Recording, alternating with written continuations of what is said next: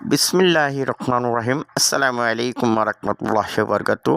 বিশেষভাবে আমি অনুরোধ করতে চাই, পুলিশ প্রশাসন, আমার ভাইয়েরা, দেখেন আমরা সকলে মুসলিম। বুড়িচং বাজারের যে খাবারের হোটেলগুলা আপনারা একটু লক্ষ্য করবেন, সামনে দিয়ে তালা লাগানো ছে আর পিছন দিয়ে সকলে খানা খাদ্য খাইতেছে।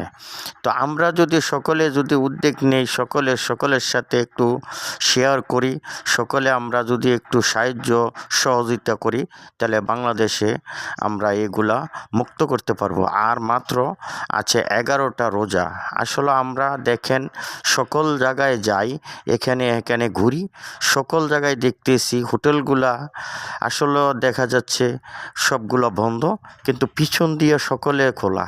তা আমরা যদি পুলিশ প্রশাসন যারা আছে সকলে আমাদের ভাই, হ্যাঁ, আমরা যদি ওরারে একটু হেল্প করি বা সহযোগিতা করি, তাহলে বাংলাদেশে এই মাদক মুক্ত দেশ, বাংলাদেশে সব কিছু হবে।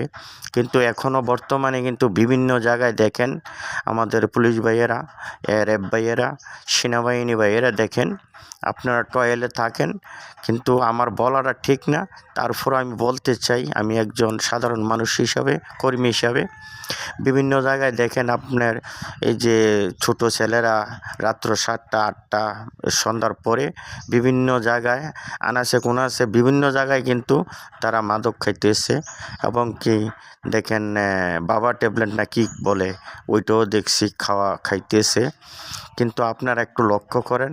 আর আপনারা সবচেয়ে ভালো হবে আমার মনে হয় পোশাক না নিয়ে এমনি সিভিলে আপনারা একটা বুড়িচং ব্রাহ্মণপাড়া থানাটার ভিতরে আপনারা একটু ঘুরা দেন, আনাচে কানাচে রাত্রের বেলায় আপনারা 4জন 5জন, তো এখানে আপনারা সব কিছু ধরতে পারবেন।